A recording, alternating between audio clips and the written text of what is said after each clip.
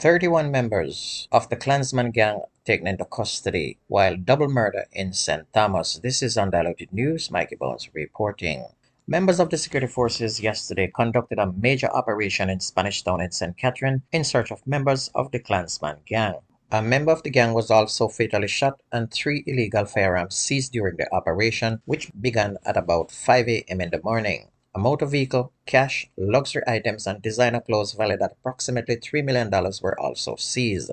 Several enclaves of the gang were targeted in the operation, led by Deputy Commissioner Fitz Bailey and members of his team. The deceased has been identified as 29-year-old Sunman McFarlane, otherwise called Max, of Ellerslie Avenue in Spanish Town. DCP Bailey said Thursday's operation marked the culmination of a 9-month-long investigation led by the Counterterrorism and Organized Crime Investigations Branch. To date, he said 31 members of the gang have been taken into custody in relation to murders and shootings. The probe focused on the section of the Clansman gang controlled by incarcerated leader Tesha Miller. DCP Bailey revealed that the Spanish Town-based Clansman gang is listed among the top 5 criminal organizations operating in Jamaica and has been linked to at least 800 murders across the island over the last 9 years. And the funny thing is, as soon as they get before Judge Sykes, they will be found not guilty and be back on the streets again. Albert Dennison had high hopes of sharing a ham at Christmas dinner with his son, but that was not to be. His world was shattered when he got the news at church on Christmas Eve that his son died tragically after the motorcycle he was driving collided with a cow. The elderly Dennison is blaming the relevant authorities for failing to bill an animal pound for the untethered animal. Odain Dennison suffered serious head injuries during the crash on the Petersfield Main Road in Westmoreland. The father said it's not his son's first encounter with a cow along the same thoroughfare. And just recently, a cow killed a policeman and 2 others on the Little London Main Road. He said no government minister cares, all they do is talk. Meanwhile, in commenting on the issue, President of Negril Chamber of Commerce Elaine Allen Bradley is also echoing her calls for the Westmoreland Municipal Corporation to act and get the stray animals off the roadways. Meanwhile, residents of Cedar Valley blocked the main road leading into St. Thomas after a constable they held in high esteem was transferred. The police, who were monitoring activities which started at about 4:30 Thursday morning, eventually intervened and cleared the roadblock. Mr. Brown is one of the greatest police Cedar Valley has ever had. We cannot lose Brown to go anywhere. Brown cannot move from Cedar Valley, the crowd shouted. One woman said that Constable Brown is the only police that do foot patrol. No service vehicle is here, and Mr. Brown alone. Any hours of the night, anywhere he is, we call him phone and we get him, she explained. Deputy Superintendent in charge of operations in St. Thomas, O'Neill Thompson, said while he was pleased at the confidence the residents had in the police officer, blocking the road was unnecessary and unhelpful. And this policeman is a hero to the people, and they want him to stay in Cedar Valley.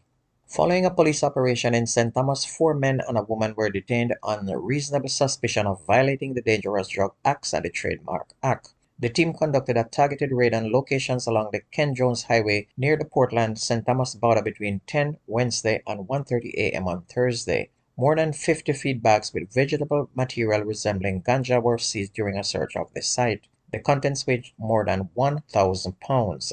And at the same location, a fake rum and wine manufacturing factory was discovered.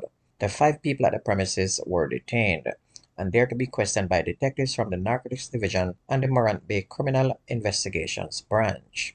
2 men were charged after they allegedly attacked a man and robbed him of his iPhone 12 and $40,000 in Plum Valley District, Bull Bay, Portland on Monday. Charged with robbery, aggravation, and assault occasioning actual bodily harm are 23-year-old Chef Antoine Grant and 19-year-old Javor Morgan, a laborer both of Plum Valley District, Buff Bay in the parish. Reports from the Buff Bay police are that a man was walking along the roadway when he was attacked by 3 men. He was struck to the ground by a stone, after which the men proceeded to rob him of his iPhone 12 and $40,000, then escaping the area.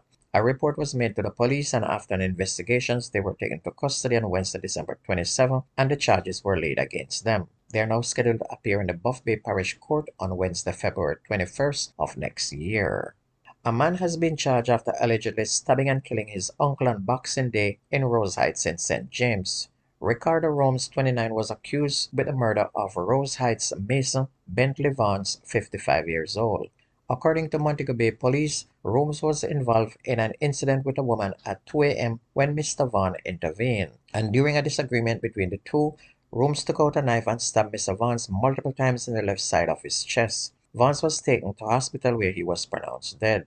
Rooms was then arrested and charged as a result of this killing.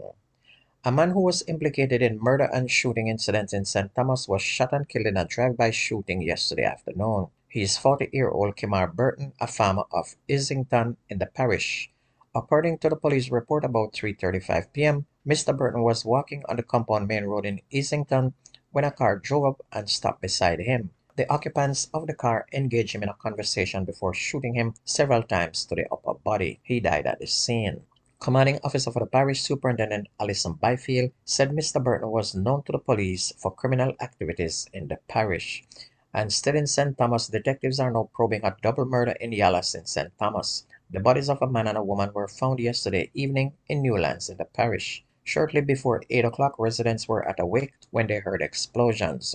Little after the explosions, checks were made and the couple were found with bullet wounds in the driveway near their house. And as you can see that the murder total is nowhere lesser than last year, but the government is going to tell you it is less due to election coming up soon.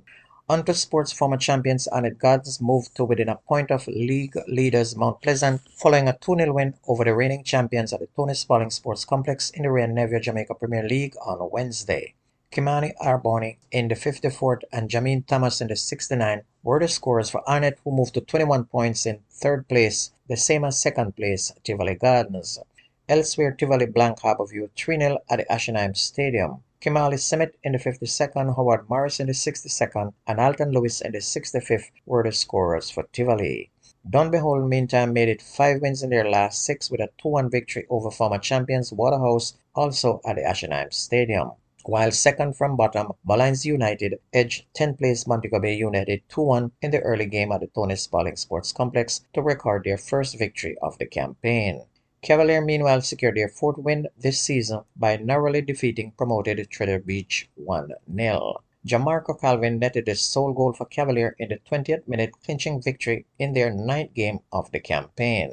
And on behalf of all of us at this radio station, we want to thank you for your support over the years and say to all our listeners, have a happy and prosperous new year. And don't forget that the best news and sports takes place on this radio station. If you ever miss the news, please go to YouTube and type in Jamaican Undiluted News. Listen, like, share, and subscribe to keep it going. That's news and sports on your favorite radio station. My name is Mikey Bones. Happy New Year, everybody. I gone.